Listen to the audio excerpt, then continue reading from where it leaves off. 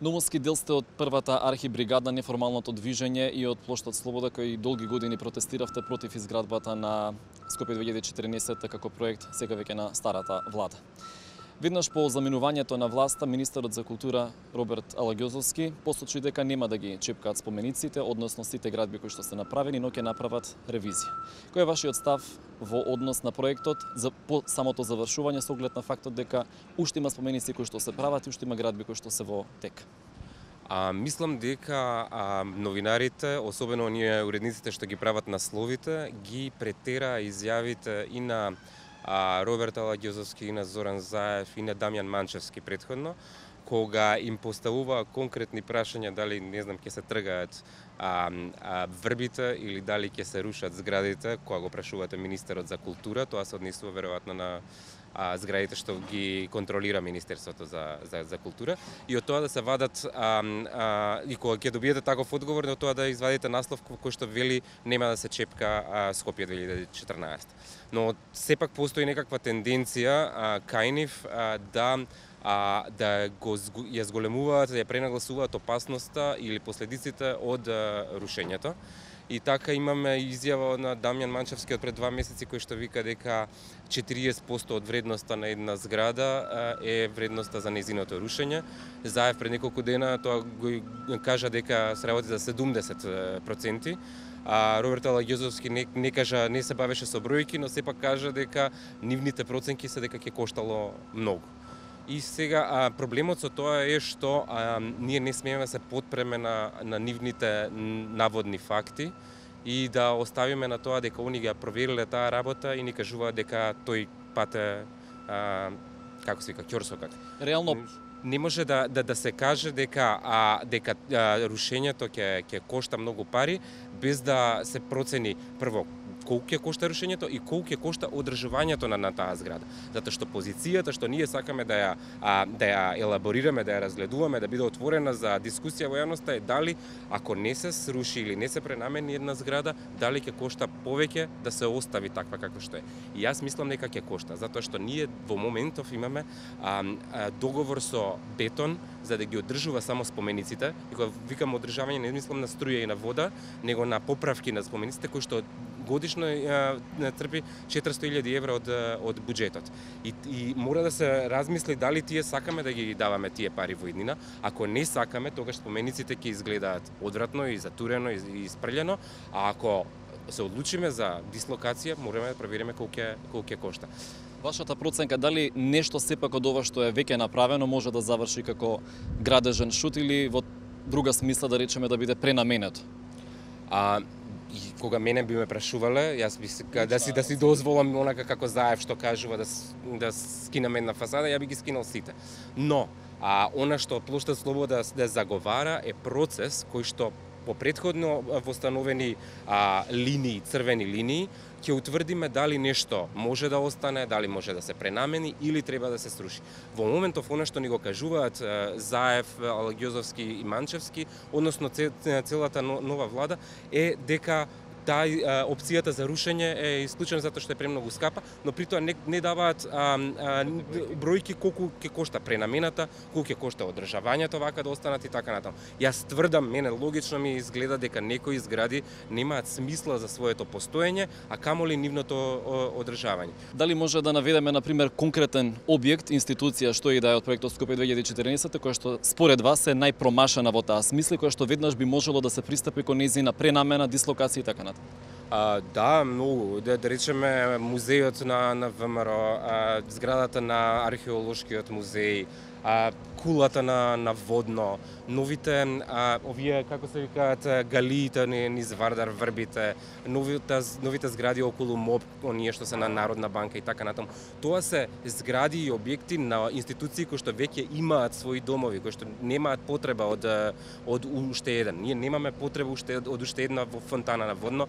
Народна банка нема потреба од уште една зграда, а сепак се гради.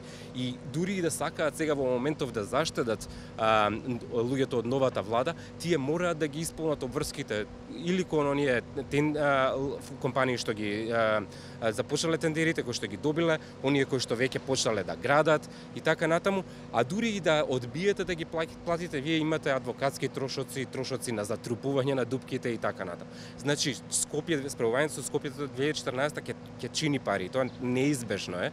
И мораме само да видиме што на долг рок или на среден рок ќе кошта поевтино, а и не само нормално да ги имаме парите на ум, затоа што има и многу повеќе аспекти Скопје 2014 од тој. Општина Центар успеа да ги избрише шпанските скали на плоштадот и да ја запре во некоја смисла барем формално изградбата на панорамското тркало, но ние се наоѓаме тука, работите тековно се одвиваат. Очекувате ли сепак да запре овој проект? Да, очекувам да запре, мислам дека дури и да сакаат не можат да го возат повеќе, затоа што немаат пари, затоа што и да продолжат да го градат ќе изгледаат глупаво. Да продолжиш да ги градиш глупостите на оној кој што сите знаеме дека е лудак и они го нарекувале лудак, би било навистина лудачки. Да се запре и да се продолжи со Скопје 2014 кошта пари. Работата е што едното кошта помалку од другото. И тоа треба да биде земено предвид. Но Скопје 2014 има и други аспекти, како што се животната средина, како што се културното наследство, како што е сообраќајот, урбанизмот и така натаму. Скопје 2014 е неодржливо за овој град и од други аспекти. Ние имаме должност, владата има должност да го негува културното наследство во еден град и како што гледаме, културното наследство најголемото во Скопје, најважното камениот мост е буквално окупиран од други градби кои што ако не се срушат и ако не се тргнат, погледот кон камениот мост ќе исчезне за секогаш. Освен кога одите по него, вие нема да можете да го видите.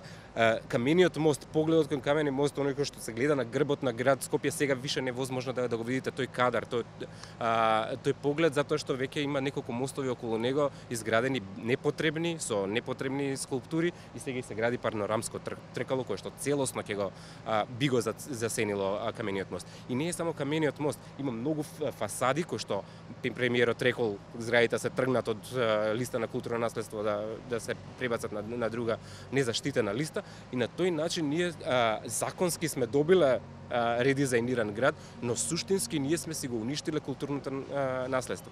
И сега е недозволиво ние да се нарекуваме патриоти, да се нарекуваме како се вика културно свесни граѓани и да речеме што е загубено е, да го зачуваме ова што веќе неодговорно е и кон нашите архитекти претходни, и кон нашите уметници. Неодговорно е кон средновековните владари во Македонија да им го уништиме споменот кој што го оставиле за идните генерации, кој што се вика камени мост. Кога сме кај панорамското тркало, сега новата власт, претходно опозицијата најавуваше дека подобро е парите наместо за панорамско тркало, например, да се вложат за гасификација. Во редовите на СДСМ има осцилации во однос на Скопје 2014 и тие не зависат само од тоа дали се на власт или се во опозиција, туку зависат и од многу други фактори, најчесто е притисокот од јавност. Затоа и ја така би ги толкувал овие изјави на челниците на главните луѓе во СДСМ, како не го наречам популизам, но вадење од коските, од забите на вилиците на различни Ацо Станковци и Филип Петровци и така натаму, не сака да им дадат уште една причина за лајање по нивниот карван, но од друга страна јас сум сигурен дека и они самите кога ќе седнат и кога ќе ги видат бројките и кога ќе видат што све има во проектот Скопје 2014, неминовно е дека и рушењето ќе биде една од опциите.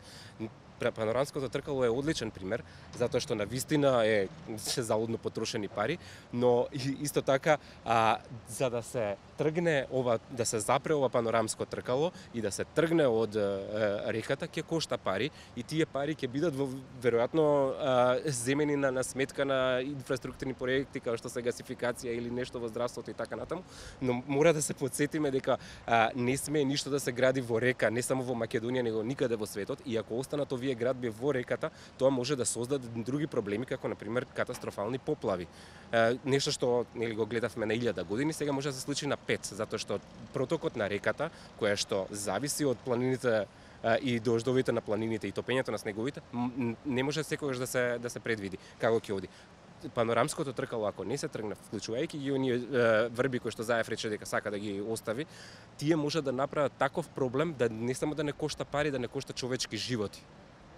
Што очекувате од културната политика генерално? Новиот министер за култура и новата постава. Во кои сегменти треба најмногу работа? Прво, не сум човек од културата за да знам, но познавајќи го Роберт Алагјузовски од каде доаѓа, очекувам посебен фокус и не целосно свртување, но масовно свртување во однос на индивидуалните уметници и во однос на независната културна сцена. Она што разбрав е дека планираат да повикот за конкурсот за културни активности, годишниот конкурс да го растепкаат на неколку конкурси во годината, за да можат луѓето почесто да аплицираат и да бидат одбивани или да почнуваат со проектите, па дури кога ќе бидат одбивани да можат да аплицираат за 4 месеци. Мислам 4, 5, 6 месеци, мислам дека тоа е одлична работа. Од друга страна, сигурен сум дека кадровските решенија во националните установи ќе бидат далеку подобри, тоа воопшто и не е ни тешко. Каде се вика, за некој од нив да земете и магаре да ставите да подпишува документи ќе биде подобро од она што го имаат сега. И од друга страна очекувам дека она што мене ме интересира особено е дека ќе имам малку поискрен и посрдечен однос во однос на културното наследство, не само во Скопје, него и на другите места. Културното наследство во Македонија се врзуваше со со пропагандистички филмови што одеа на МТВ, па најчесто се врзуваше со ВМРО-вскиот период од нашата историја. Се правеа, се сечеа ленти на различни установи, изложби, и така натаму, кои што немаат никакво значење за нашата историја, а од друга страна се игнорира деловите како Втората светска војна и партизанскиот период Дали тоа подразбира некое културолошко разобличување на досегашната културна политика што тераше практично позицијата на... Апсолутно, јас се надевам дека Роберт Алагјузовски нема да дозволи дека уште една генерација на првачиња ќе да го посетуваат овој монструозен музеј овдека и ќе ги учат за дострелите на Тодор Александров и на Ќосето. Мислам да почнеме со тоа, а што во учебниците и во другите локации каде што се носат луѓе и туристи во Македонија, дава целосно погрешна слика, односно лажна слика за Македонија, не само на странците, туку и на нашите деца, за оние што не знаат што да бидат.